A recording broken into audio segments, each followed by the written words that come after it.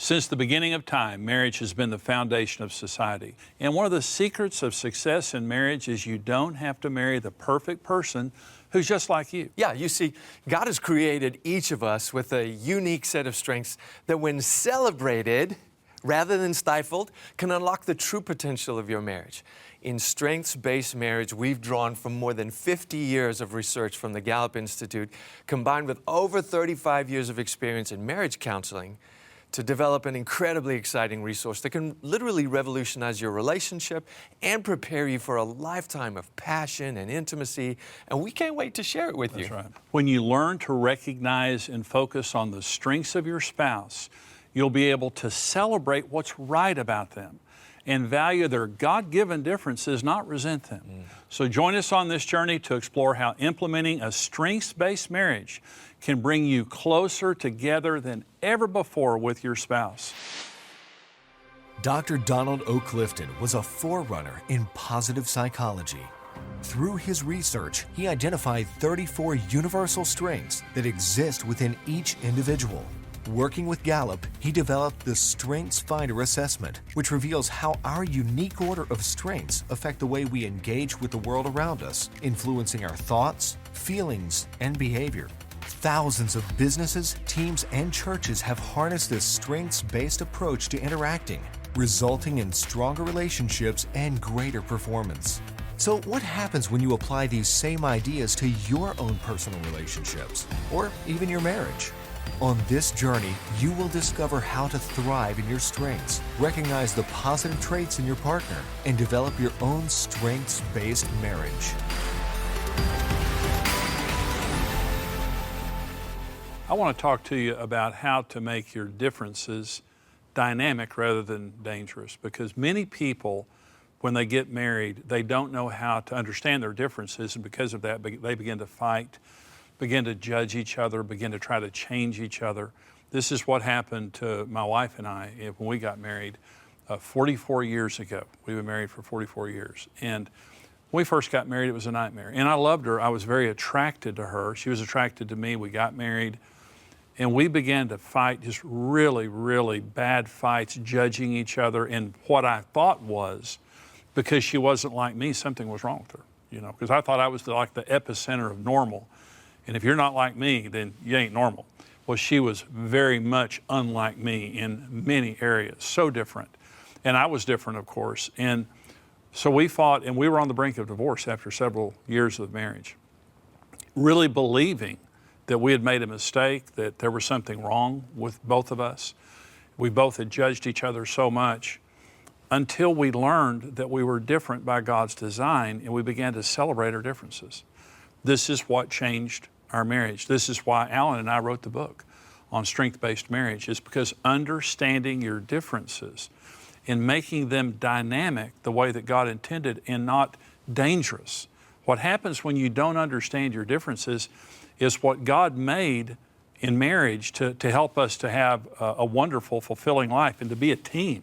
This is how God made marriage. We're different, but we make each other complete. We come together and we become whole when we celebrate our differences. Well, let me give you an example specifically of some things in areas that were different and that they're wonderful when you understand it. First of all of our major needs are different. A woman, and I've taught this all over the world to hundreds of thousands of people, is that women, number one need is security. And the number two need that most women have is for open and honest communication. Women want to talk. They want the details, not headlines. They want their husbands to patiently talk to them, and that's how they connect with their husband's world. They want soft, non-sexual affection, and they want leadership. They don't want to be dominated, but they want their husband to be the loving initiator of the finances, the children, the romance, the spirituality, those areas of the marriage. So when a woman, when she's happy in marriage and her needs are getting met, it's because security, communication, affection, and leadership, those needs are being met. But men are not the same. A man's number one need is respect and honor. That's the mega need of men. Secondly is sex. I don't think that shocks anyone, and there are some women more sexual than their husbands, but most men are more sexual than their wives. The third need of a man is friendship with his wife. We like our wife to be our buddy and not our mother. And so we want to be friends with our wives. The fourth is domestic support. And that doesn't mean that all of the household responsibilities fall to the wife. It means that only a woman can really turn a house into a home. It's a gift that women have. And so even if a woman works outside the home, a husband wants his wife to be domestically centered. So his is honor and sex and friendship and domestic support. So we're completely different. Well, when we didn't understand that, we judged each other and rejected each other. Understand this, when you reject my needs, you reject me. I mean, we feel rejected. So Karen would say, can't you just hold me? And I thought, that's weird. And she would say, can't you just talk to me? And I think, you're nosy. And so every time she would tell me, about her needs, I would judge her and reject her. Then I would, tell her, I don't like it when you talk to me like that. She said, you're just too sensitive. And I would say, I want more sex. And she'd say, you're a pervert. And back and forth, back and forth. Well, understand this. The surest way to fail is to try to change the unchangeable. It's unchangeable. We are different by God's design. Well, another area that we were very different and was money. We couldn't talk about it. It was a radioactive issue in our marriage that we couldn't talk about.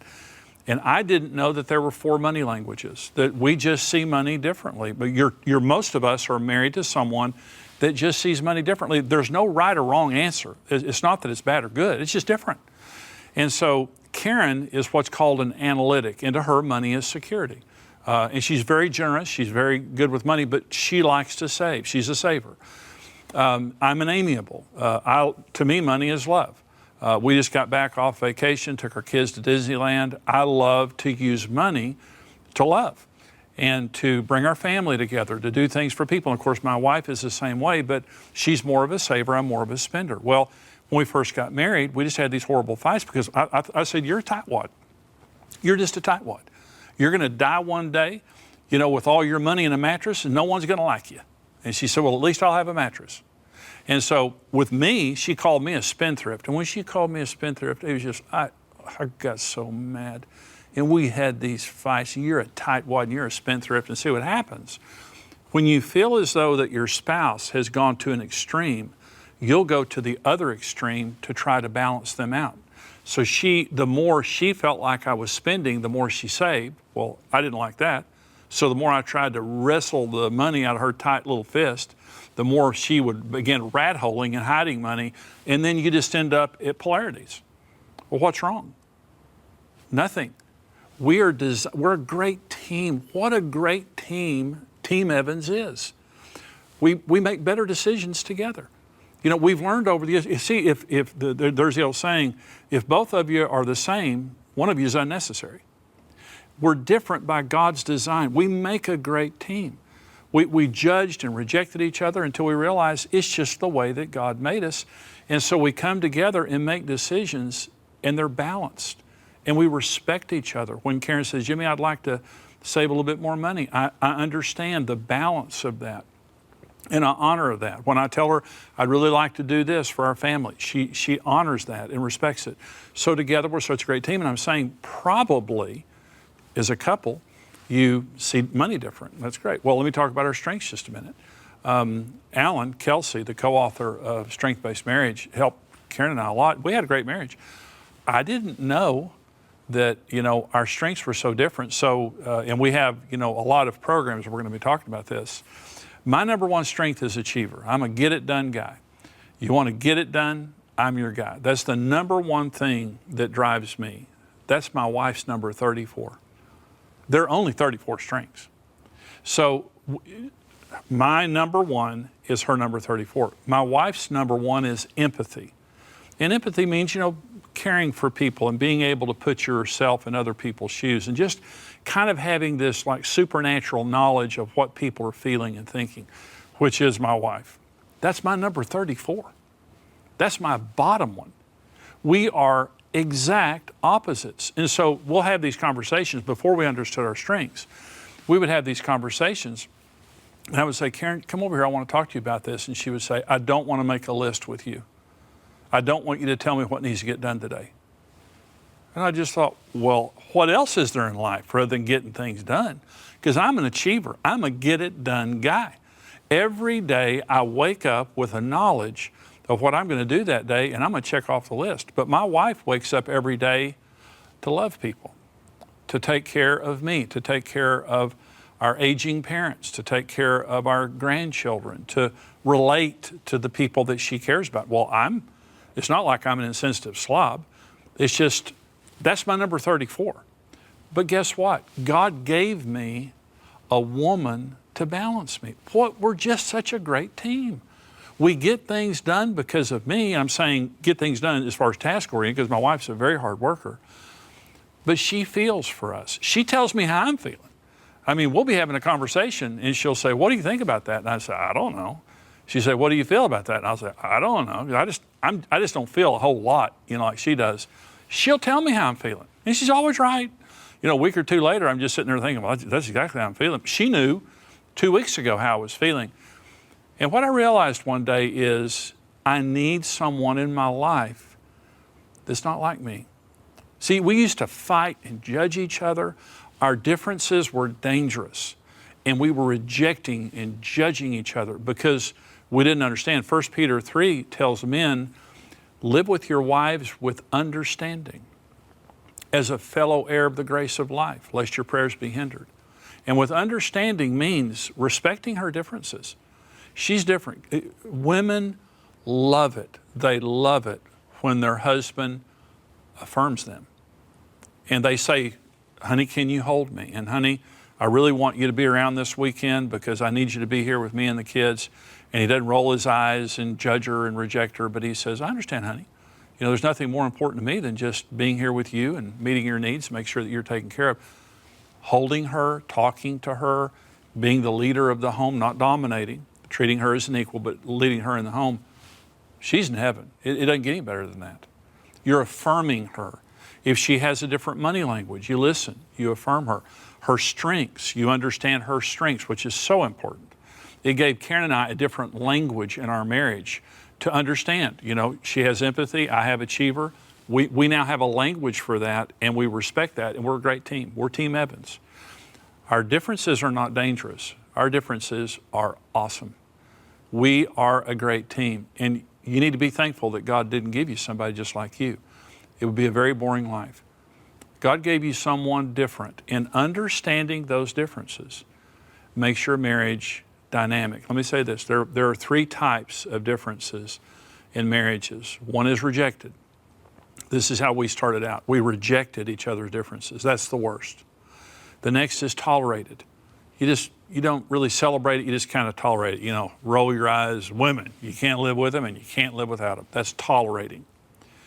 The third is celebrating. This is where we need to be. We celebrate the fact that we're different. I celebrate Karen. 44 years of marriage, 44 years ago, I saw her on the outside and I thought, she's hot. Like her, I want to spend the rest of my life with her. But then she just drove me crazy. Not because there was something wrong with her. There was something wrong with me. I want to encourage you. Learn about the differences in your spouse. Celebrate those differences, and they will be dynamic, and they will lead to a very, very happy marriage. TBN wants you to discover the truths and principles found in strengths-based marriage, and you will begin to see your relationship with your spouse in a whole new way.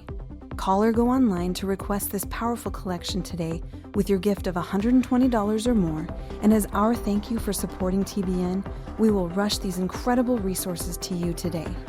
Call 800-626-7454 or visit tbn.org/strongmarriage. If you're just tuning in, welcome to Strengths-Based Marriage. We have a guest couple with us today. Let's have a look at how their strengths influence their marriage. Today's couple is Jimmy and Karen Evans from Dallas, Texas. Jimmy's top 5 strengths are achiever, self-assurance, command, relator, and learner. Karen's top 5 strengths are empathy, developer, restorative, responsibility, and harmony. I'm Alan Kelsey. I'm the co-author of Strengths-Based Marriage, and I'm really happy to be here with you, with my lovely bride, Stephanie. Thank you. Hi, darling. Good to have you here. It's good to be here. I always feel stronger when you're present. Yep. I like that. We've been married 25 years in May, Yep. so we're going to do something special. And we have exceptional guests with us today, the co-author also of Strengths-Based Marriage, Jimmy and Karen. Thank you so much for joining us here today. Be here. We are very excited to be able to have just a short time to communicate with you about what Strengths has done in your marriage. And so I've got some thoughts for you. I'm just going to get right in there. Good. Earlier in the episodes, you were talking about how in your early portions of your marriage, there was, you were learning about each other, but there was also some rejection of each other along the way. If you fast forward from that place to where you are now, knowing what you do now about Strengths, what kind of problems might that have solved for you early on? Oh, every problem, probably. Yeah, honestly, I thought Karen was defective. Excuse me. I did. He knows better now. I know. Well, I thought you were supposed to be the same. I thought that compatibility meant that we would be the same, and I thought we're not the same. In fact, we're just so not the same. And Karen would feel, she's empathy is her number one strength. That's my number 34. And I just thought, she feels too much. She's too emotional. And I would shame it. And I would say, you're just too emotional, stop it. Well, it's trying to stop the unstoppable. Yeah. You're not going to do it. And you're putting a lid on top of steam, it's going to blow. And that's what would happen, is that I would just sit there and judge her and reject her. And she was being who God made her to be. And if I would have known that, if I could go back 44 years, what I would have done is to listen more attentively and to affirm her. When she would come to me and say something, I would say, that's so brilliant, that's so great. Because Karen is very relationally oriented and I'm very goal oriented. I see, and I'm relational, I love my family, I love God, but that's not my number one. That's her, she wakes up in the morning to relate, okay? And I felt like she was too demanding of me relationally. I thought her expectations were wrong. And so we just fought. And Strengths would have changed completely. The way that I talked to her, the way that I listened to her, the way that I treated her.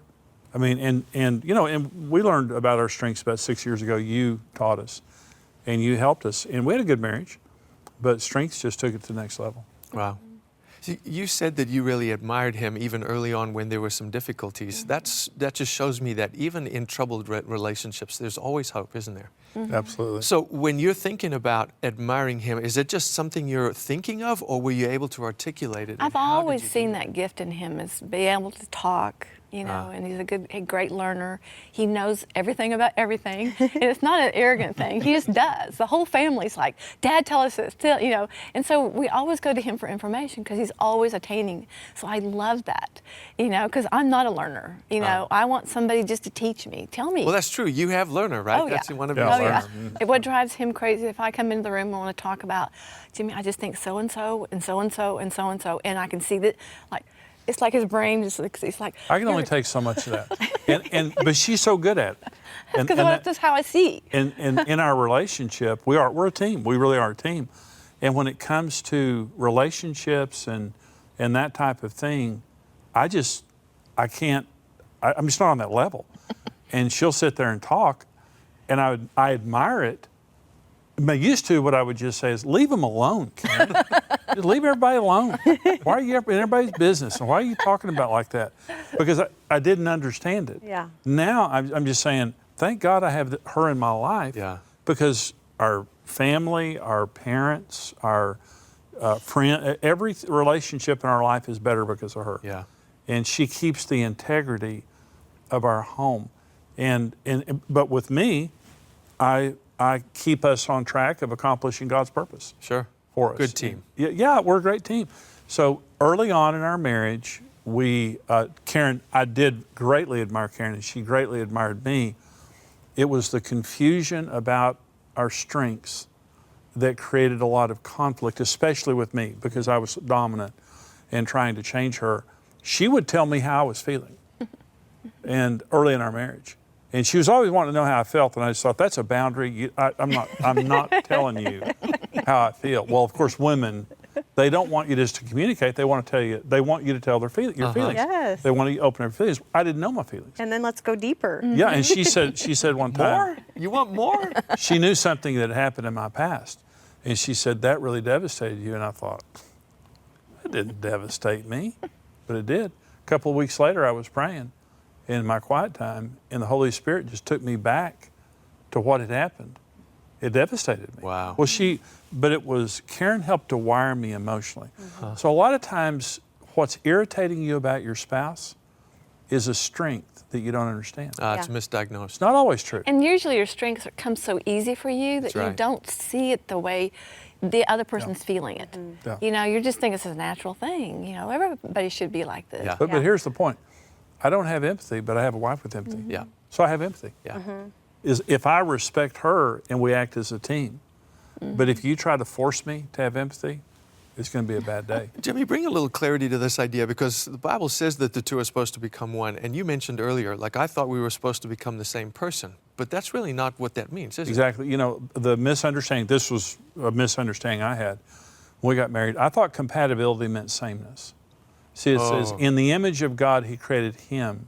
Male and female, He created them. And male and female is different. Yeah. We fit together. We're very different, but we fit together. And so we are different by God's design. And a lot of things about us, our needs, our deepest needs, our strengths, there are many things that are different. What you want to marry is your compatible opposite. But compatibility is based on shared faith, shared values, and shared goals, not sameness. I see. We share Jesus in common. Yeah. We have the same character. We have the same values. We want to go to the same place in life. In other words, if one person wants to have 7 children and live on a farm, and the other one person wants to have 2 children, live in Manhattan, you got a problem. Yeah. Yeah. You may both be Christians, but you don't have shared goals. Yeah. Okay, you may have shared character. But what you want is compatibility, but if you're 100% compatible, you're not the same. And people go online to online dating, which is great. And they have all those categories. Yeah. You know, I want this and this and this, and you find a person that matched in all your categories, super deal. You're going to be very different than that person. And sometimes I think that the online dating, though it's fine, it's great way to meet people, is it can set a person up for wrong expectations. Yeah. Because we were compatible online, we're just going to have the same thoughts and finish each other's sentences and being an eternal mind meld. It's not going to happen. You're going to be very, very different. And so what I love about strengths, and on what you say, is your top 5 strengths, like there's like only 1 in 30 million people. That's right. That's right. Yeah. So it's almost impossible to marry a person just like you. Yeah. It virtually is impossible. And that's not wrong, that's right. But if you celebrate it, it's beautiful. Yeah. Y'all do, we do, okay? And especially when you have to understand it and then you celebrate it. When you reject it, it's devastation. Yeah, it's so true. Because when you come to me and you reject who I am, because we're wired this way from birth. When I wake up in the morning, I don't have to make myself be an achiever Yeah. or a learner. My feet hit the floor, I'm ready to go. Absolutely. Karen doesn't have to talk herself into being empathetic and to caring about people, even like Stephanie. But if you try to shut it off, well, that's a real problem. Yeah. Because now you're rejecting the essence of who I am. Yeah. And I believe that strengths, because we've done marriage ministry for 35 years, I believe that strengths it gives a language to our differences and an understanding to our differences like nothing I've ever seen. Karen, anything you want to Well, contribute? I have a question because you're so good at this. I was thinking as we're talking about friendships, you know, like you and Jimmy, your friends, and her and I are you know, the friends that we have outside of this, you know, and I'm thinking, I really don't have that many friends I can think of that have empathy. And I think it's interesting that as friends even, if you look at the friends that you have around you, they don't probably have your top 2. or 3. Yeah. You know, like he's not best friends with a bunch of achievers, because Yeah. how boring would that be? You know? I know this person already. Yeah, and so I think back, you know, how many times, you know, just in a marriage, when before you get married, you're producing a friendship first, you know, and just how that is, you know, what you start on. And just That's right. remember, you know, that's built on things that you really liked about each other. Yeah. And that's a great point, because it's not just about your marriage, it's about your children, your friends. Yeah.